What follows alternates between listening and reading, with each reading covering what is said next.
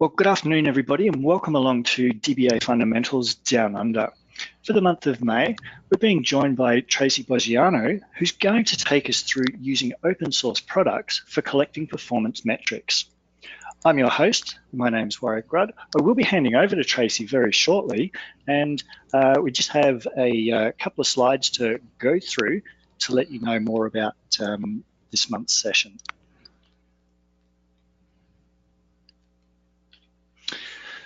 Big shout out to our sponsors, SentryOne. Without sponsors, it makes it difficult for us to have these sessions so that you can learn. If you haven't already gone to SentryOne's website, make sure you do. There is a fantastic number of articles, videos, downloads, ebooks, demos that are available to assist you in your learnings and staying up to date with what's happening in our community. Make sure that you do stay connected with PASS. For those of you who haven't already registered for PASS Summit, make sure you do. It's a fantastic time to go and learn from some fantastic speakers in Seattle later this year. I do want to let you all know that this session is being recorded and will be made available within a couple of days of this session. During the session, if you do have any questions at all, feel free to ask those questions in the questions window. I will be monitoring those and I will relay those questions through to Tracy. So with that, we'll get this month's session started.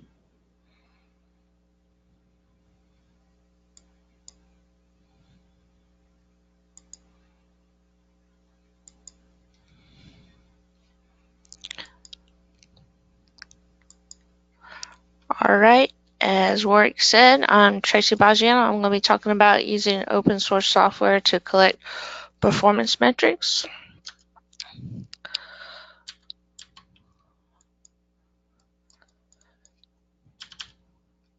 A little bit about myself. I have about 20 years experience with SQL Server. I normally joke in person. I know I don't look old enough for that.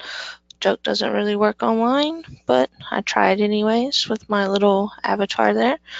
Last year I was an Idera Ace and I got to do a lot of traveling and was named Idera Superstar, where they made some duck pictures out of all the Idera Superstars. I thought mine looked the least favorable. I'm a co-leader of a local user group here in Raleigh, North Carolina in the States, and I organized the PASS Linux Marathon back in 2017. I'm a member of SpeakingMentors.com, where we're trying to get more speakers out into the community. So if anybody's interested in speaking, please check out that website and find you someone that can help you get started. I also volunteer with abused and neglected children through our foster care system here in North Carolina. It's actually my most important and favorite job, as I like to say. I'm known as a database superhero. The easiest way to find my website and any of my resources is just to go to databasesuperhero.com and click on presentations, and you'll be able to find all the information you need there. What we're going to go over today when we're collecting performance metrics is the whys on why we want to collect performance metrics, when we want to collect performance metrics, what we want to collect, and then how we're going to go about collecting those using our open source solution. So the whys. One is we want to understand the trends in our environment. Sometimes we need to know if our environment is a 24/7 environment or if it's 8/5. For example, I have a company right now that on one system we only run banking solution on there, so it's more important for it to be up and running from 8 to 5 than it is the other times of the day, because it's only a facilities management system, so only the people that are at the bank would actually be using it. For other companies that I've worked at, we had an e-commerce solution that was 24/7, so it was more important for things to be up all the time. So you need to know when your slow times are so you can run index maintenance or DBC checks and things like that. Also, you can find problems before someone complains. Nothing's worse than having your vice president standing at your desk telling you something's broke before you know that it's broke. So if you have some statistics that can tell you that things are broke and sending you alerts telling you the CPU is running at 100% instead of its normal 80%, then you can take a look at it before someone's at your desk complaining about something. You can proactively tune stuff. If you notice that you've actually sent out a new release of the software and notice that the CPU has spiked by that 20%, you can go in and try to figure out what has caused that and change that before it becomes somebody at your desk complaining. And it makes troubleshooting easier. If something happened earlier in the day and you have no metrics to look at, how are you going to troubleshoot it if you don't have any metrics to look at? I don't know how many times I've been called into a situation about something that's happened hours earlier and somebody wants to complain about it, and my company's not paid for any monitoring software and hasn't had anything free to look at and wants me to magically figure out what has happened. And it can help you with capacity planning. We've actually used this tool one time when a BI team wanted to add a new database to a server. We checked what the page life expectancy was on the server, the disk capacity, and we decided because the page life expectancy was like 16 days that they could add their database onto the server with no problem. We also decided during our next maintenance window to take away some memory from the server because it had too much. Some more whys on why you want to do it. When you're setting a baseline to show your normal performance on your server, these are just things you would do before you would ship out a new version of your software. You'd want to know what your normal CPU utilization is on your system so that you would know if anything changed and made your CPU higher or lower than what it needed to be, so you can say, hey, this improved, this got worse. What do I need to troubleshoot or not troubleshoot? How much memory is your buffer pool versus your plan cache using? Are you running more ad hoc queries and sticking more things in your plan cache and taking away from your buffer pool?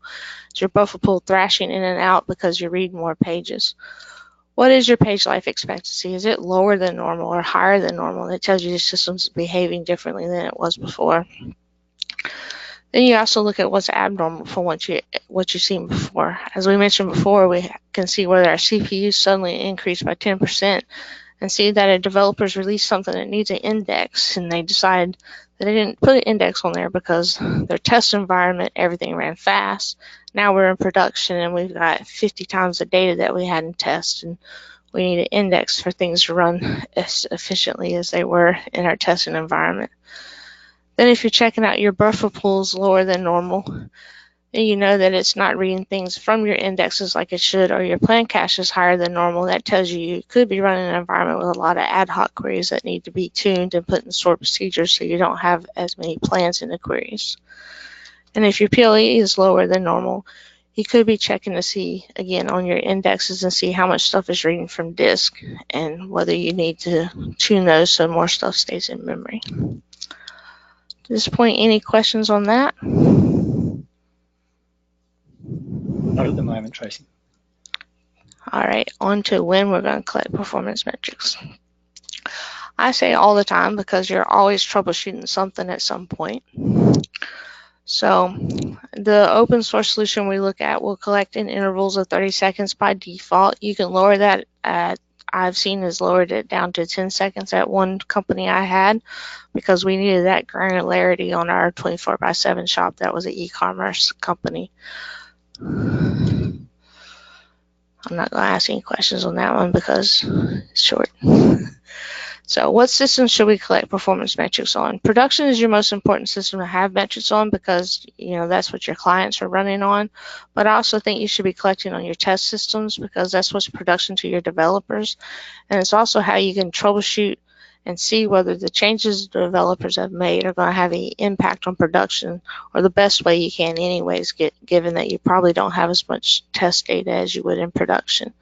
So, and because you're going to be using something that's open source and not costs as much money as something that you would pay for, my answer is you would collect it on all of them.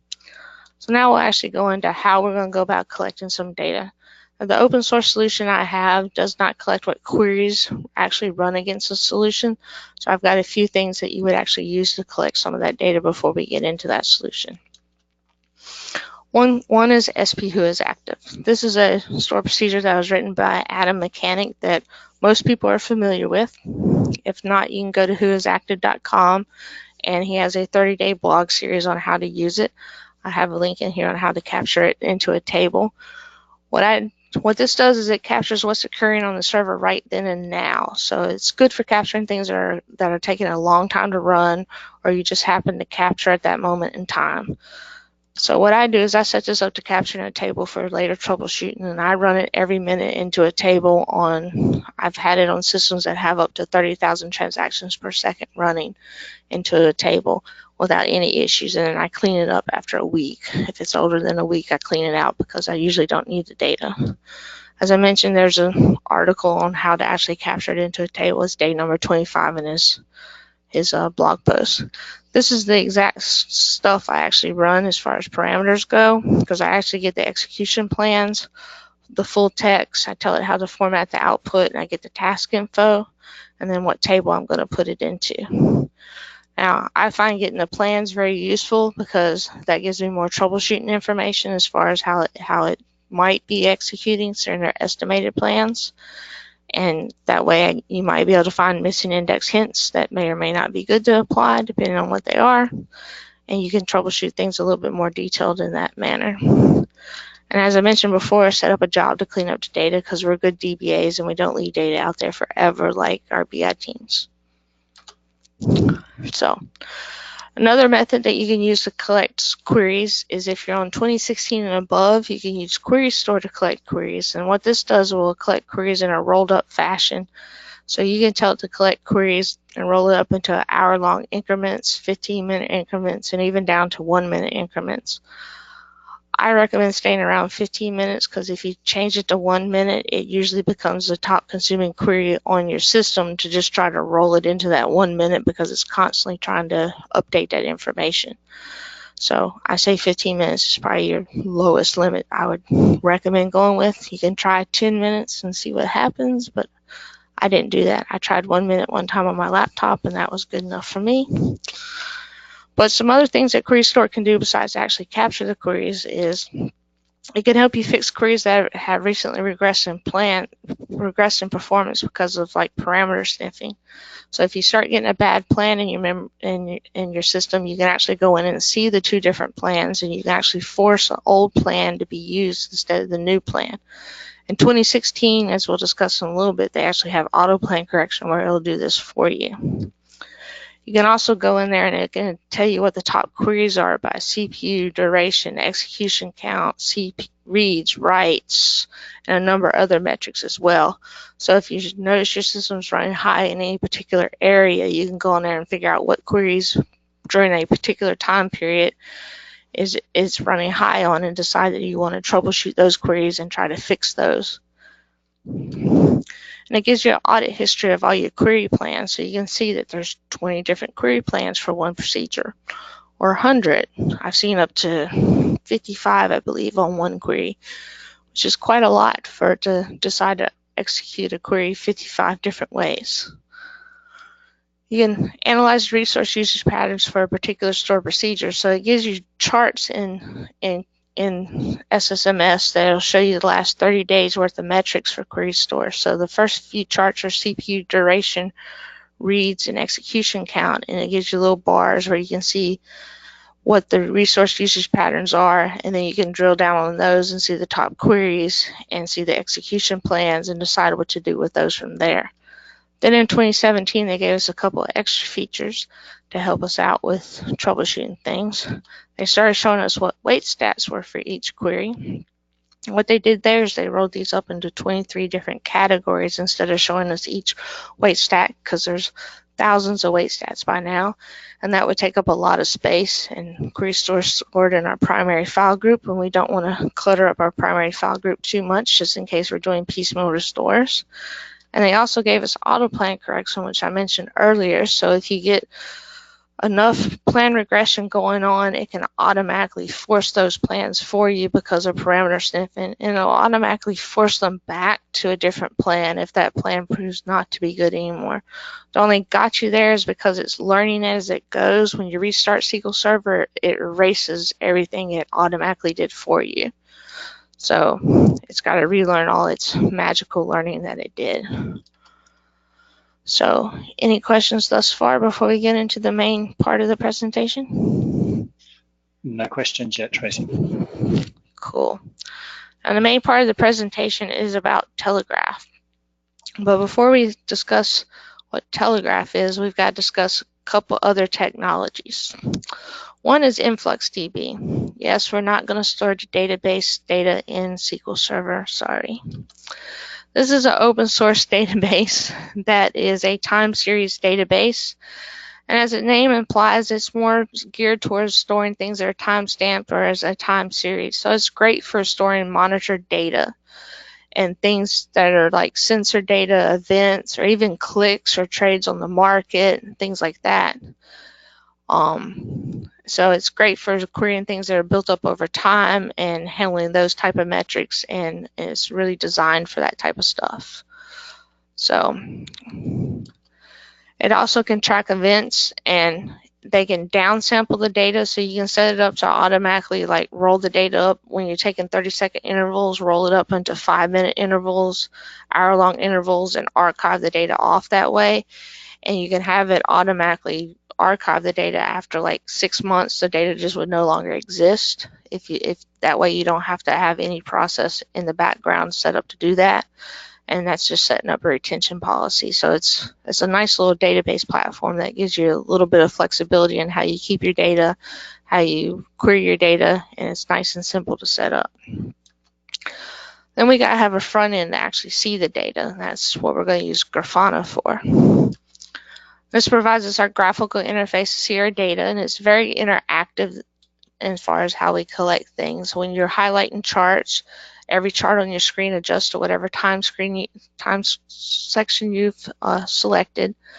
You can actually drill down on charts if you set up a drill down chart to go to something that's more detailed. And you can click on one metric and it'll show that one metric. Click on 2 metrics, show 2 metrics, and then bring them all back and so forth. And I'll be demoing that to you.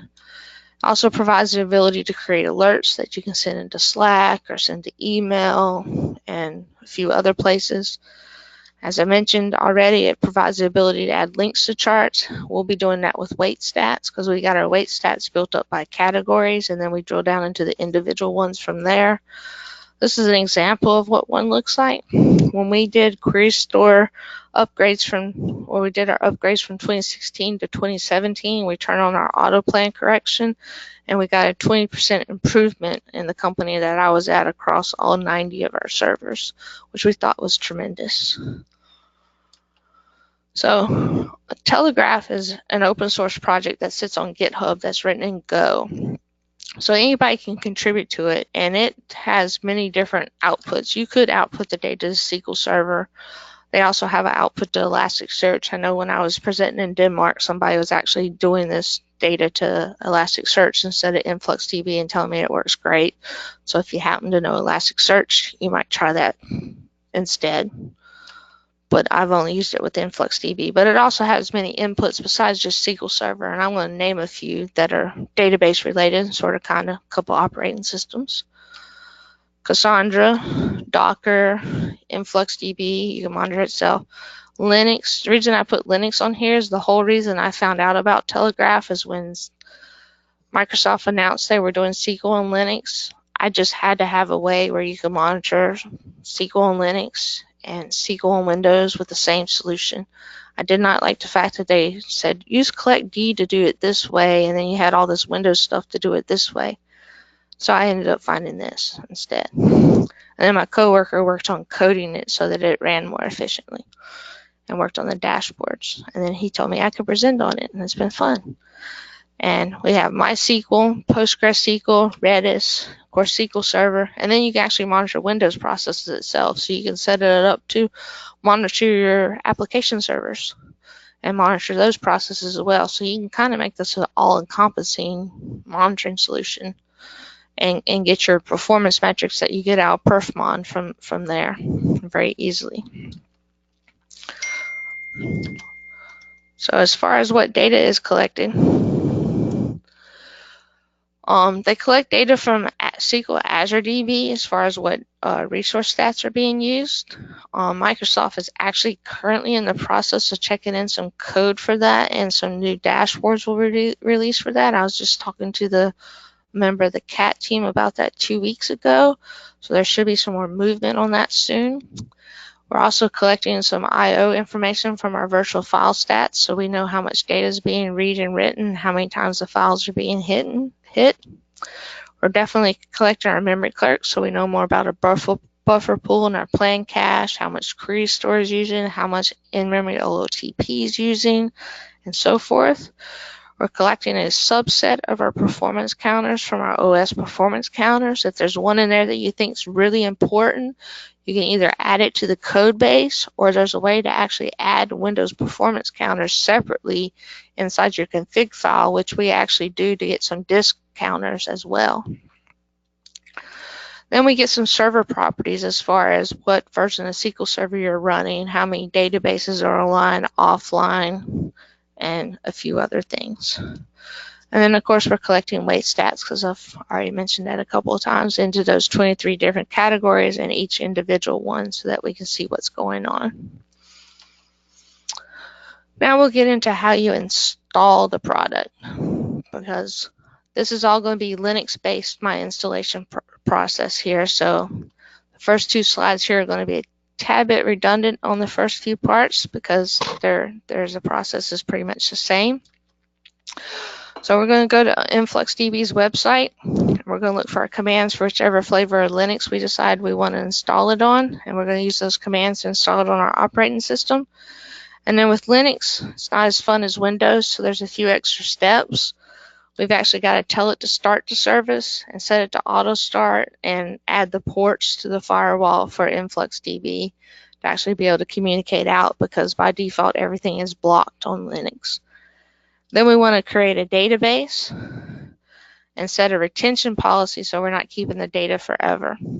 Now, I have a blog article on my website that walks you straight through doing all this, and it looks very long, but it only takes you an hour or two. I had a friend that was a consultant that thought it was going to take him 2 or 3 days to do this for a client, and it took him like 3 hours, I think, and he actually blogged about the fact that it only took him 3 hours, and then pointed everybody to my blog, because he was just like, wow, I was expecting this to take me 2 or 3 days.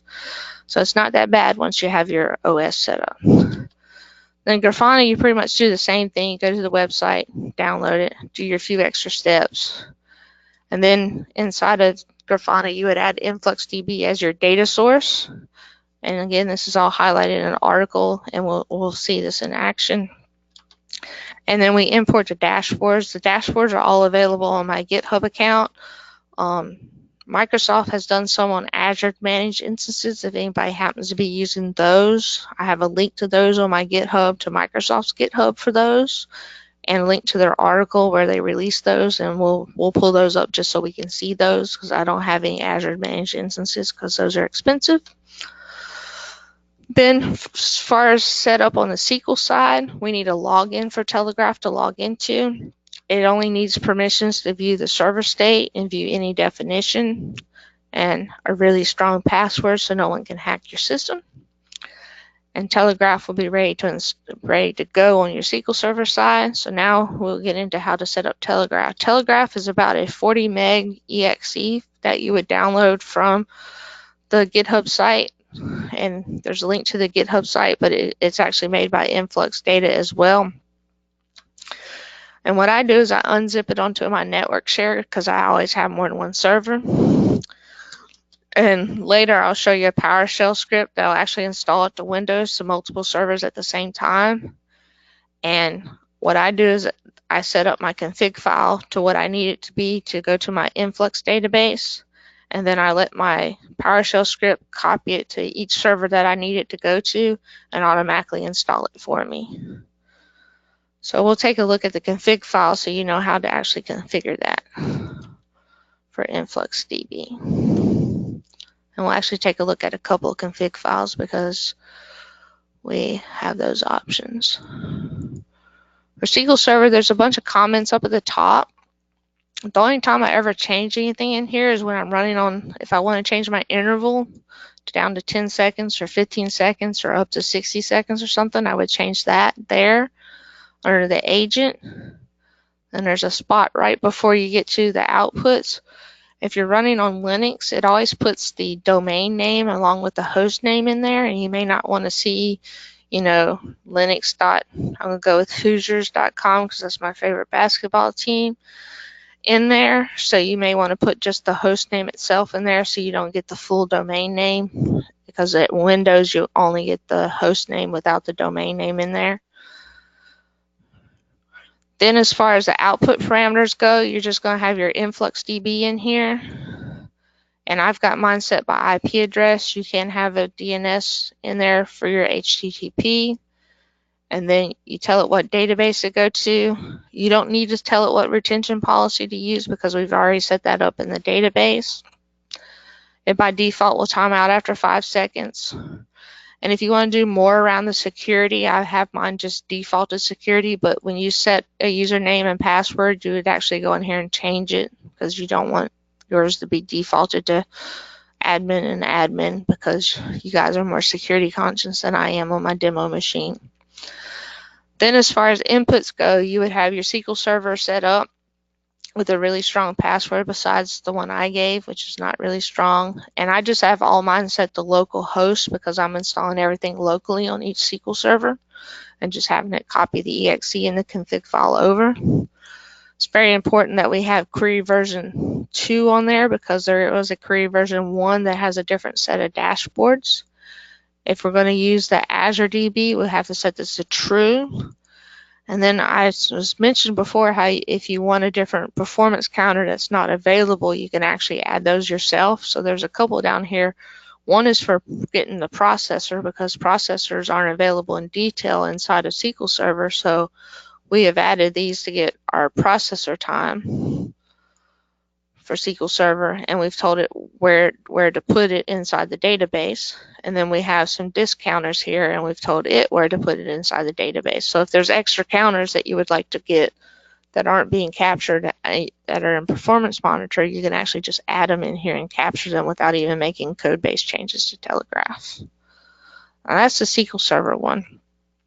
There's actually a separate config file for doing Linux and InfluxDB as well, and Windows. And the only difference on the Linux one is the inputs. Inputs are CPU, and you just tell it true, true, false, false. It actually creates these by default if you follow my directions on the website, and you don't have to change anything in here but the SQL Server part. But it's just telling you what disk parameters to get, what CPU to get, which is the same that we see in Windows, and everything else is the same. Then we actually want to monitor our InfluxDB itself because we monitor everything. We're DBAs, and it's a database. So we're gonna leave our output the same again because we're going to be collecting the InfluxDB. This time we're actually going to have a second database for monitoring InfluxDB so we don't intertwine our SQL stuff in there. And I have a whole separate article on just how to set up InfluxDB by itself. And because it's on Linux, we have the Linux counters here for disk and CPU. And then we have a InfluxDB counter, and all it does is point to the URL and tell it to timeout. Very simple setup. So all these config files are available for download, so you don't have to worry about anything there.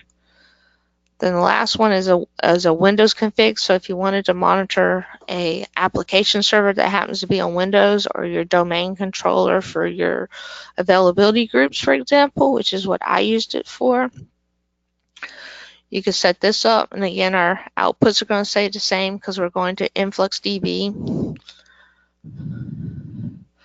But I decided to do a number of Windows performance counters. So I did my physical disk, what my reads and writes were, my processor times, my logical disk reads, writes, and percentages, my system context switches, calls, and processor queue length, and a bunch of other stuff around memory and things around the network interface. And then I had a dashboard that would show those to me.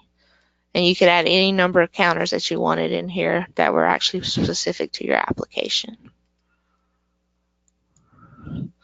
Once you have all those config files, it's a matter of just setting up the service and setting up Telegraf to start.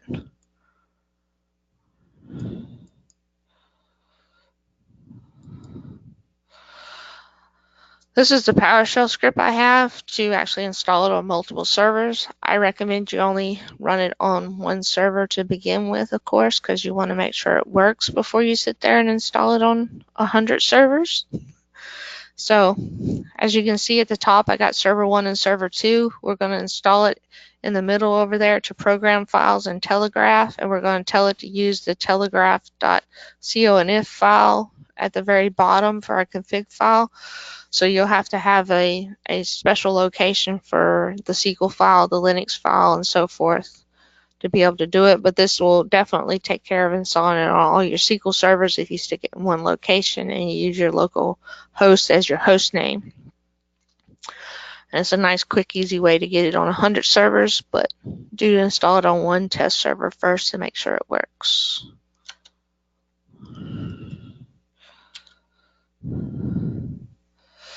So Telegraf on Windows, because you can't just copy and paste it across the network like that. You'll go out to their website and get their commands for the operating system. Those are available via my website as well. And you'll use their commands to create the config file, and then you're going to edit the config file, start the service, and set it to auto start. All that is documented in a web article because you got to know how to use Vi or Nano or one of those utilities on Linux in order to edit the config file. And I've got the exact steps on how to go in and edit those for your InfluxDB settings and how to get down to your SQL settings and edit those to make it easier than trying to explain it in a presentation. So once we have all that set up, now we have data coming in from a SQL and Linux box, hopefully, maybe, if anybody's using that. But we definitely got some coming in from Windows because everybody uses SQL on Windows that's probably listening to this presentation. Now we need to set up a data source. So first we're going to give it a name. I always give mine InfluxDB01 because you never know when I might create a second one. I tell it what type of data source I have, which is always going to be InfluxDB, and I set my first one as my default as well. And then I give it my URL that I'm going to, and I always leave my port numbers there. I never actually reroute my port, so port 8086 is the InfluxDB port. Then you fill out the InfluxDB details down at the bottom, where you tell it what database and what username and password to use, and mine are all defaulted to admin for the username and password, and then our Telegraf is our database that we actually created. And then you just save and test it, and it'll tell you whether it worked or not. And if it worked, great, you're up and running pretty much. After that, you guys import all the dashboards from GitHub. So you're going to click on dashboards and then import. And it's just a bunch of JSON, so all you gotta do is copy and paste the JSON into the bottom box and hit load. You can rename the dashboards if you want to. If you do that, if it's related to a link that's in an existing dashboard, it will break and you'll have to fix that part. So you're probably best to leave it alone until you know what the links are, but that's up to you. And then you click load and you've got dashboards. So, and they're all available for download. So now let's go in and see how all this stuff actually works. Unless there's questions. No questions yet, Tracy. I do good. I don't get questions. No. Excellent. As far as data sources go, I've got 3 different ones set up. Probably, I don't know what this one is, probably from playing. But this is my default data source, and you can see I've given it a name and I picked the type. Here's the different types you can have. They've actually added one recently. I was going to upgrade right before this presentation, but I decided not to.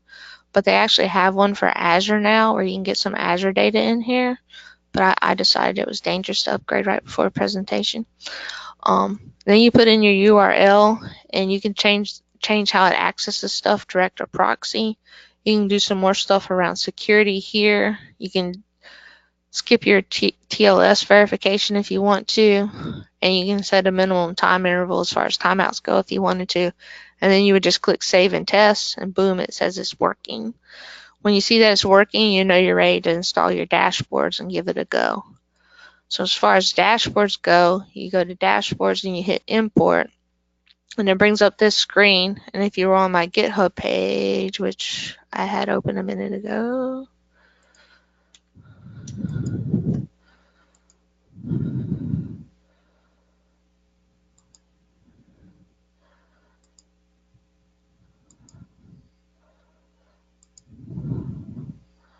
you can bring up the raw image of the JSON there and just paste it in here. And then, like I said, you could give it a different name if you want to. These dashboards probably already exist, so I'm going to hit cancel there. So now we'll take a look at what dashboards we actually have. The main dashboard is the instance overview dashboard. And we've been up and running for about 5 hours now since I got home from work. And this is my query store machine, and I stuck a workload on it, so it's maxing out the CPU on it. So you can tell it's doing a lot of work. And as I mentioned before, this is pretty interactive. So if you do like that, click and drag, it actually adjusts the time period to that particular time period that you're looking at, so you can drill down and see what's going on. So now we can see that we had a spike in transactions per second right here, went up to 21 at one point. We can actually click on one metric and only see that metric. We can actually control click and see 2 metrics. Well, pick one that'll show up. And then we can shift click and see multiple metrics. And then if we click again, we get them all back. We had a problem with lock timeouts at a job I was at, so we have a separate screen for that.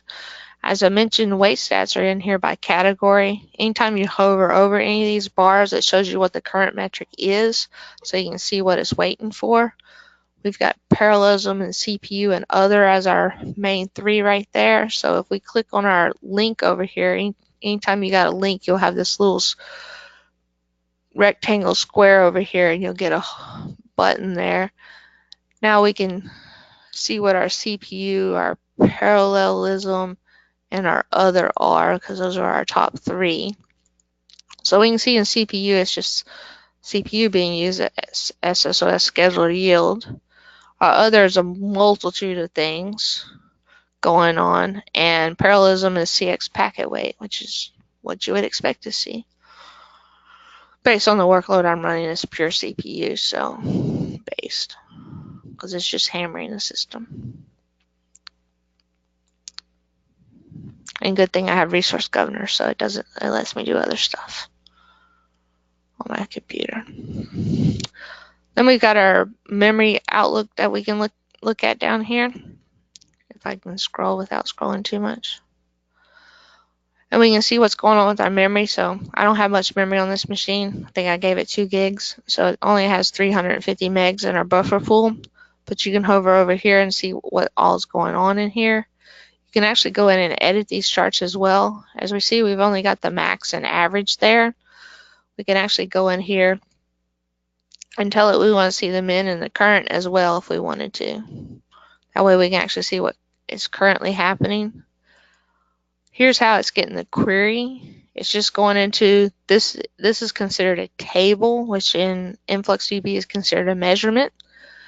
This is the host name that it's going to. So this is just a variable where it's going to, what field it's selecting, and it's getting the mean of the field, and it's grouping it by the time interval and what clerk type it is.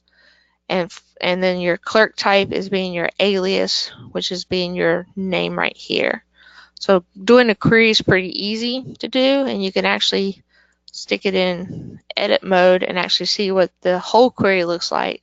That way, if you wanted to run something in InfluxDB itself, you can actually run it and substitute in some of the variables.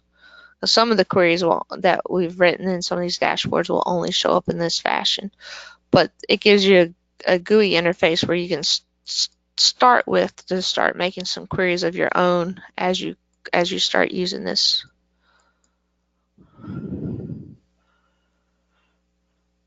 Then we got our page life expectancies pretty high because we're just hitting the same thing. We're monitoring our TempDB usage. Version store might come in handy if you got a lot of recommit and snapshot isolation and big transactions going on. How many temp tables are being created. This came in handy when they had that bug with query store in there that was doing a lot of stuff with TempDB. We got our latency on our disk showing up here for us, which is great. We're in nanoseconds. How much free space we have on our disk. Our database size sometimes does not show up and sometimes does. I've never figured out why. I think it depends on how many hours back you go. We do have stats in here for availability groups. I'm not running any right now, so it's not showing up. Then we're showing our log flush and wait time, so you can tell how it's doing as far as getting to your log files. Then we have these workload group stats that I'll actually show you more about in the presentation because this is a standard edition only, so it only shows default and internal, but I'll show you how we actually use this and explain why this is even a special chart in here in my presentation. But we actually did this by application so we could tell what applications we're doing so we could throttle them using Resource Governor. So let's take a look at some of the other charts we have on here. And looking at our Linux machine, really the only difference here is the CPU. It changed the counters over to the CPU. Everything else stays the same, which makes it beautiful, in my opinion. It just keeps the same metrics. Let's see if the database size actually shows up over here. So over here we do actually have the database size, so you can track it over time and see what it's doing. So it started off at 0 because I booted up the machine. But if you had it running consistently, you would see your total size in all your databases. You can click on here and sort by the size as well. And some of these I've actually set up links to different dashboards so we can actually see those as well. We do have a load disk space alert section as well, so you can actually see all the Windows ones on here. I haven't actually put the Linux ones on this dashboard yet. I should do that, but it'll show you the percentage of free space on your Windows boxes, so you can use that to see what's going on. We have transactions per second for a database, so we can see that we've got a lot of transactions happening for a particular database. This is the one I'm running the workload on, so I know this one's high. I don't know why it spiked that high for that particular time period, but it's the one with the workload on it. None of the other ones should have anything on them, and they don't. And we already seen that one when I drilled down in it. As far as Windows stats go, this goes back to like last year when I was presenting this because I haven't booted up my domain controller in a while. But this shows how your CPU usage and your memory and your network activity and your disk latency is on your Windows box. Again, you could be monitoring an application server and add different charts for that as well. And then you do have an InfluxDB chart as well to show you what's going on with your InfluxDB server.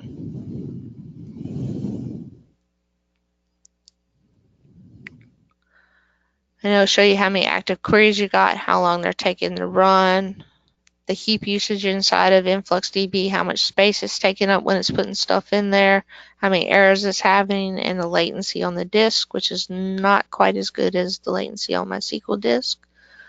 Now there are more charts out on GitHub than there are actually in my setup.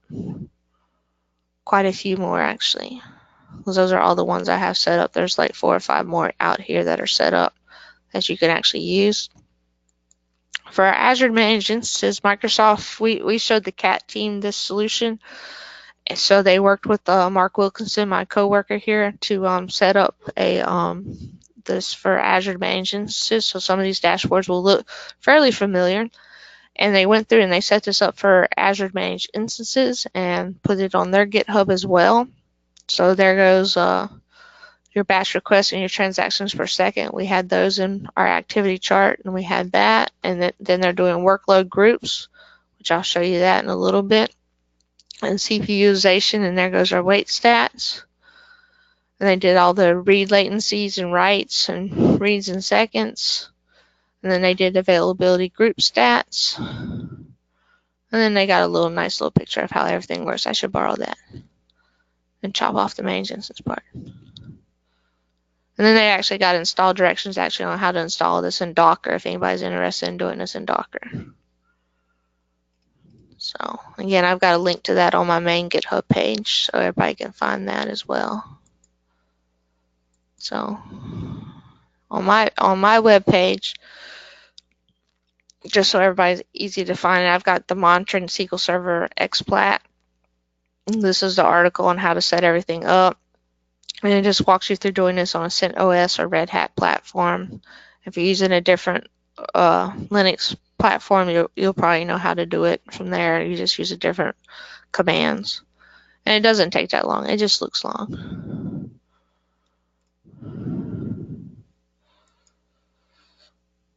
So looking at Resource Governor,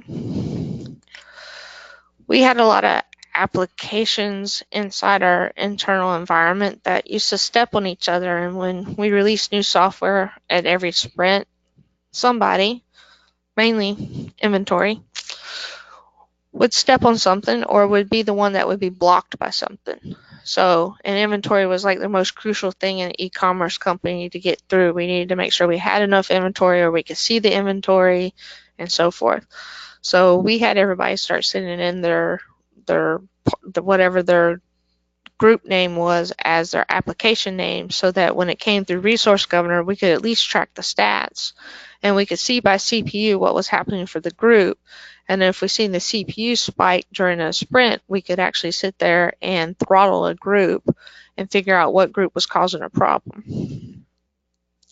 So, and then we could see requests per second by a group as well, because sometimes even though the CPU is not high, the request could go higher than the CPU did.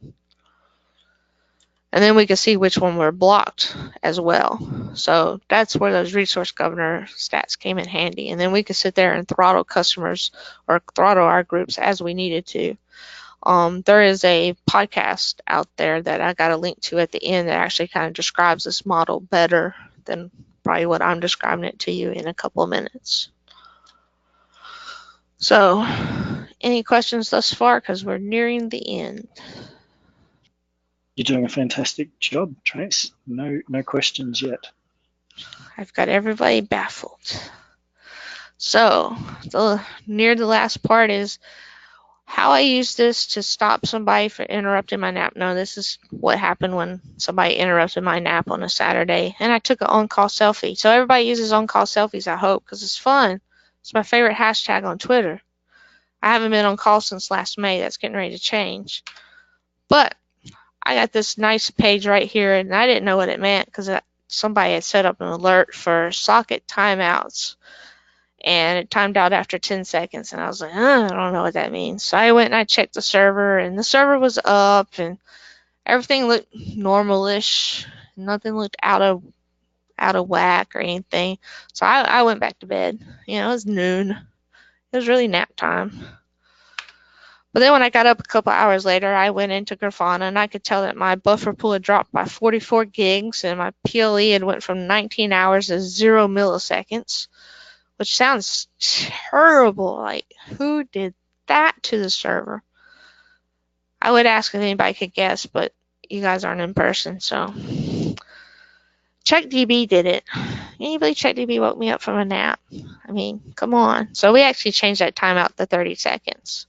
And this is kind of an arbitrary example, but this just happened to happen around the time I was writing this presentation. So it just worked out to be a good thing for this presentation. But I have used this for a number of real-world scenarios as well, so that were important, more important than my nap. And then, you know, this is my on-call selfie. You know, I get migraines, so I sleep with my headphones and my sunglasses on during the middle of the day, and my superhero shirt. No, not always a superhero shirt, though. And then usually the question I get during the middle of the presentation is, how much does this cost? No matter how many times I tell people it's open source. So this is how much it costs to run it in AWS for 500 servers collecting data. So we had InfluxDB at about $3,000 a year. This is US dollars too. So I'm in the US. So we just had an 8 CPU box with 32 gigs of memory, 600 gigs of disk space. We had yet to collect a full year's worth of data, so those specs may or may not need to go up, but as you can see, it's still fairly cheap. We had at least 6 months worth of data in there when I had left this company that we were running this at. And then we just ran Grafana on a $5 a month box for 1 CPU and 1 gig of RAM. And that was it. And we were monitoring all of production, all of tests. And I'll go ahead and answer a question I normally get is if this replaces third-party software. My answer depends on whether your company pays for third-party software. If your company will pay for third-party software and you like it on your production servers, by all means use it. But you may want to use this on your test servers because I doubt if your company will pay for your third-party software on your test servers, and you might need some metrics for your test servers. Other than that, I've got a lot of links here for SPO's Active, Query Store, installing SQL on Linux, all the Telegraf links, weight stats, the podcast for resource governors down there at the bottom, and a slide for questions, and my contact info. Okay, thank you very much, Tracy. As Tracy has said all through the session, if you do have questions, and like I mentioned at the start, now's your time. We've got a couple of minutes. Put them in the questions window, and we can answer those over the next 10 minutes or so. So we'll give you a couple of minutes to think about and put those through. In the meantime, so Tracy, if you could just go back one slide, back to your last slide of the session. With the costs. Yes, so this one here. So you're saying that this is what your cost was to run that. What about all of the development time that it took you to work all of this out? That took quite a bit more time. My coworker did a lot of this on his own time, doing the Go scripting and the dashboards and stuff. But there are a lot of dashboards that already exist on Grafana's website. If you go to grafana.com, they do have a lot of dashboards for a lot of different things already there. We didn't like their SQL queries, to be honest. Okay, so they were a little bit slow. See, they even have. See, the Windows dashboard I use is actually from their website. And so you could take these dashboards and modify the statements that you're pulling. Yep. Okay, very cool. Like I said, all these dashboards have queries just right behind them. Like I said, right here, you just got the CPU that it's showing you. So if you wanted to add something else, you could add something else onto here. And just keep adding fields down through them. If this happens to get into Summit, I plan on building a dashboard live at Summit. There you go, everybody. Vote for Tracy, and you can learn more about Grafana dashboards and meet her in person in Seattle in November, I believe. First week of November or second week? First week. You can meet me there in person. Either way, I'll still be there. But I'm hoping this session in particular gets picked out of the 3 I submitted. But this one I think needs more love from the community. It's free. I think you've taken us through a very good start to finish on how you can look at implementing this in your environments. Yeah, it's kind of like you need a part 2 to kind of go through more details on how to set up queries, how to manage InfluxDB, and so forth. And I know someone that actually plans on putting one together for like SQL Saturday Baton Rouge because he asked me for permission to do it today.